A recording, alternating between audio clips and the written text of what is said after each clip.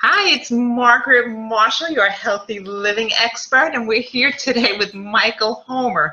Now, today, for some reason, we can't get Michael's picture up, and it looks like my voice is a little off still. I've been trying to work on that. But Michael, welcome with us today. Thank you, Margaret.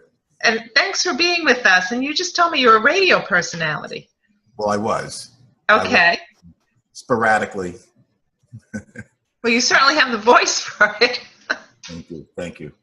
So, Michael, how can we help you today? Well, we had mentioned talking about a challenge that I would like to do in reference to weight loss. I was pretty much in good health most of my life, and probably about 6 years ago started to take a turn. I was involved in the good life and really wasn't paying attention to my aging and things that I had to do to change my eating habits, and ended up accelerating type 2 diabetes and high blood pressure.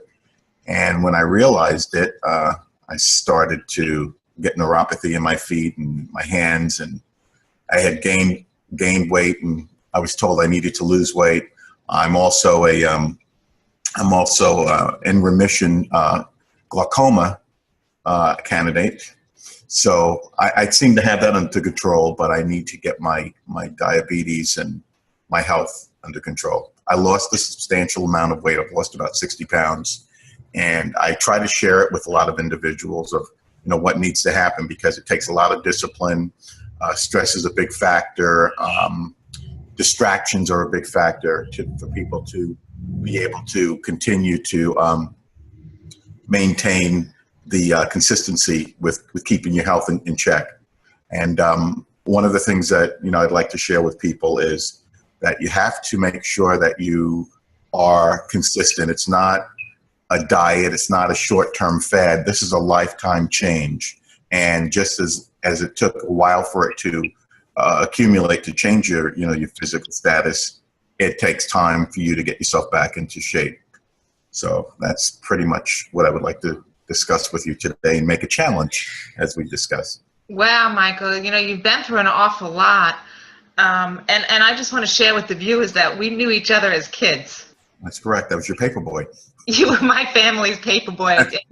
You lived down the block, and I believe, if I remember correctly, you were younger than I am. Correct.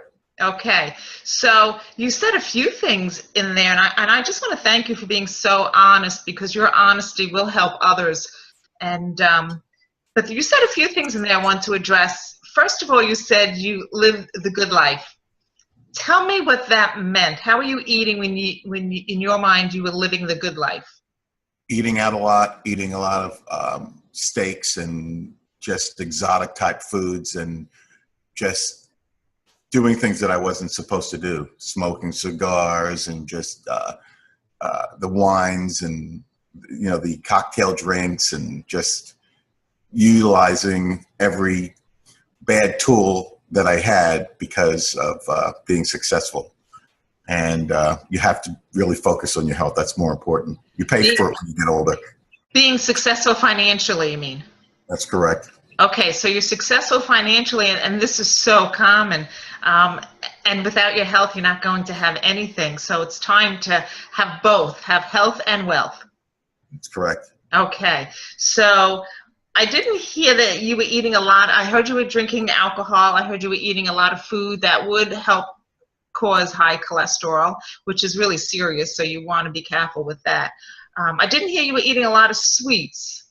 Oh, I was, and that's still a problem that I have. Still, okay. My wife is on me quite a bit about it, and I've really, it's a real big battle. And sweets really tend to help. Well, they tend to help me whenever I was stressed, because I put in lots of hours, and I'm in the technology field, and sometimes things are going good, and then you run into an issue with emergencies. I used to deal with that with my employees, and we'd have a problem with the system, and I'd have to stay out all night. And by the time I was able to go to bed, that's when the office was opening up.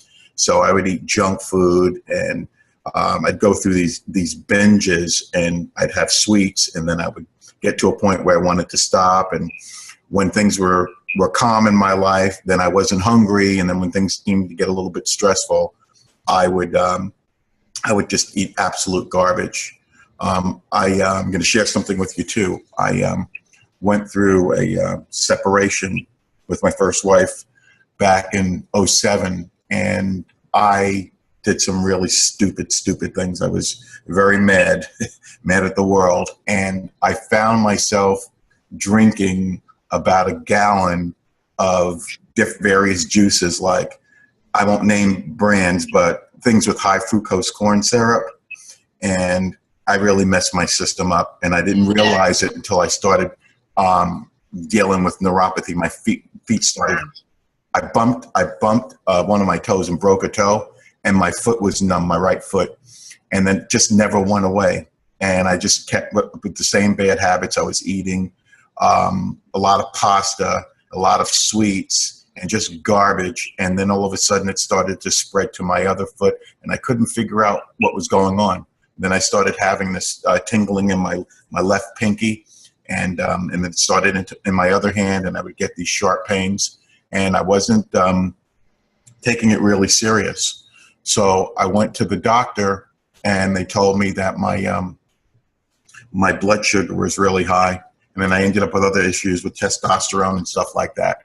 And I'd gone to a clinic, and they just kept telling me, you need to get this stuff checked out, because I started losing a lot of my muscle mass. I couldn't figure out what it was, and basically my emotions were controlling what I was doing physically. Right. So it took a long time for it to sink in. A couple of years ago, I'd gotten remarried, and my wife and I were on our way to Hawaii. We'd lost my brother-in-law who married us, so we were on our way to Hawaii, and I had gone to a clinic in Palm Beach. I live in Florida now. And they told me, get to the hospital right away. My blood pressure was at a level where they told me I could have a stroke.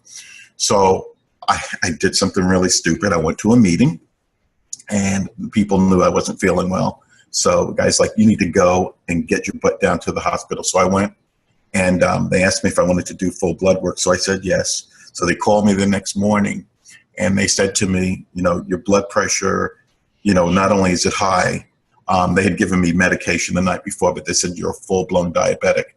So I went back down again, and they gave me medication, and then I went to the doctor, and it seemed to help me a little bit, but my A1C, I had that done, and it was outrageous. It was like 10.9 or something really crazy.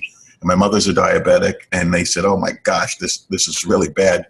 So they sent me to an endocrinologist, and the endocrinologist got me on some other medications. And actually, when I went back, my A1C went down like 3 points, and I had dropped weight. My doctor's giving me high fives, and they're really excited about it. So I started to take it a lot more serious, because I'm almost 57, and I've lost a lot of friends as a result of it. A good friend of mine, his father passed away at 50 from diabetes, started losing pieces of his feet. And then my other friend had 11 heart attacks, and he actually died 2 years ago. It's going to be 3 years in February. 11 heart attacks? Yeah, he lived on he lived in our town. Went to school with me. He was a year older than me, and it was horrible. And his brother is 3 years younger, and had a heart transplant the same year, but was a juvenile diabetic since he was about 15.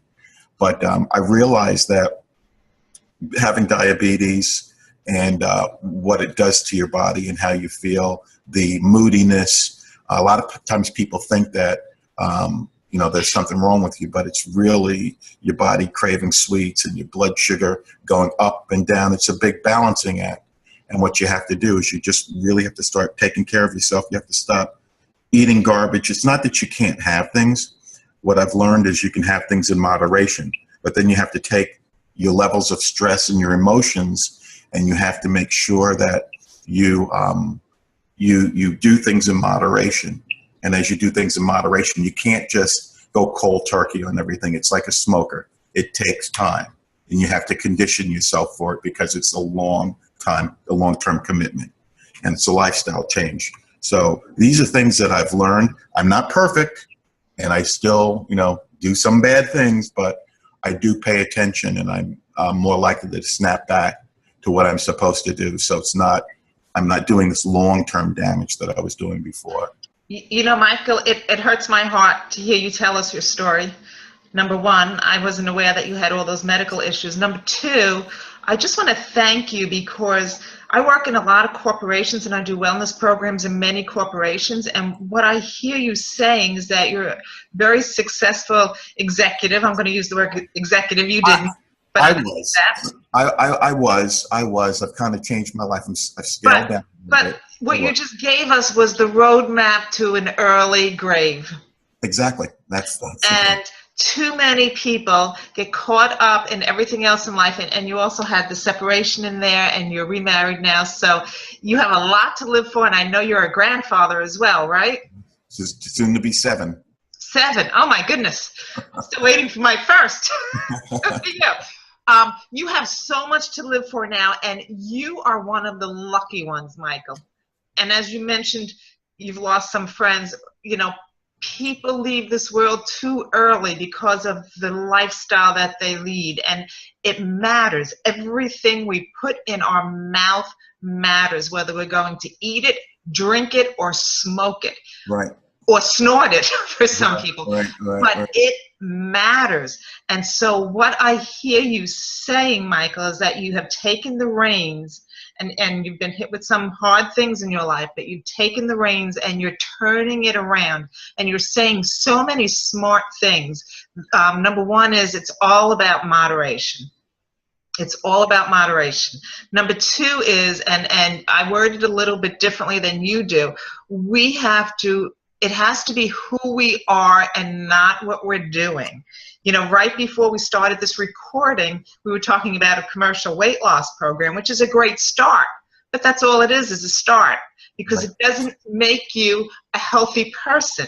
It may give you some tools and it may teach you something, but it doesn't make you a healthy person. It has to be who you are. I just did a Huffington Post blog. I think I even sent it to you before we did this interview of, I forget what I named it, but where's the fun in healthy eating? Right. And the fun in healthy eating is a healthy life. Yes. Can I say one thing to you? Sure, please do. One thing that I would like to share with people is exercise is a very hard thing to start and be committed to. I'm going to share with you, how I started exercising, and it started with walking. And this was the beginning of the change in my life. I used to speak on the phone all the time and sitting, around at a desk or on my butt, not doing much. It will start to, make you gain weight, and it makes you unhealthy. So what I started doing is I had moved back to Atlanta from Florida, and I had a 3-level townhouse, and my office was on the top floor. And whenever I got on the phone, I would start walking. It was amazing. And all of a sudden, my body started craving it and craving it and craving it. And then it got to a point where I started parking my car far away. And I was walking sometimes as much as 5 miles a day. My wife and I, actually, we're walking a little bit, but we try every day to walk at least no less than about 1.5 miles, but we're averaging about 2 miles, plus a day. We live on the beach and we walk, and we have it actually timed. And it's about being consistent, and it gets easier and easier and easier. If you start walking and you can only walk to the end of your garage or walk to the end of your driveway, do that, come back, do it again later in the day, then go to the end of your block, and eventually it gets easier and easier and easier. Just do a little bit every day and you'll start to change. Yes. Michael, when I first started walking 30 years ago, because that's what I do. That's my constant. I do other exercise, but walking is my constant. I just started around the block. And, I walk every day. I've been doing that for 30 years. But what you're saying is so spot on. So this is what I think, Michael. I'd love to do a follow-up, and hopefully we can get your face on here so everybody can see the smart, intelligent person that you are. I'd love to do a follow-up with you. One of the things you just said is when you started walking, you started craving it. Right. Our body craves what it's used to having. Right. It tells you, That's right. And if you're eating good, nutritious food, it's going to crave that. Right. If you're eating junk, it's going to crave that. So the choice is always yours, what you crave. If you exercise, it will crave that. If you lay around watching television, that's what you'll crave. So I think what you just said was just so smart. It's unfortunate, but we are out of time here. But can we do a follow-up with you and maybe give you some ideas to add to what you're already doing for yourself? Absolutely. Would you like that? I would love that. I think what you did today, though, Michael, you really drew a roadmap for people who forget about their health. And you have the beginning and the end, but as I said, you're the lucky one. You took control. Trying my best. Yeah, good for you, and you have so much to live for. So let's schedule a follow-up so that you can tell us exactly where you are now, and then we can get you going from there. That'll be great, Margaret. How's that? That'll be wonderful. Thank you so much for spending your time with us today and being so honest and open with your life. I wish we had your picture here because all I'm doing is looking at myself, and that's not always so much fun. But I'm just going to ask everybody to subscribe to YouTube here because someone else's challenge just may be yours, and then we can help you through that. So, Michael, thank you so much for being with us today. Thank you, Margaret. Okay. Bye-bye. Bye-bye now.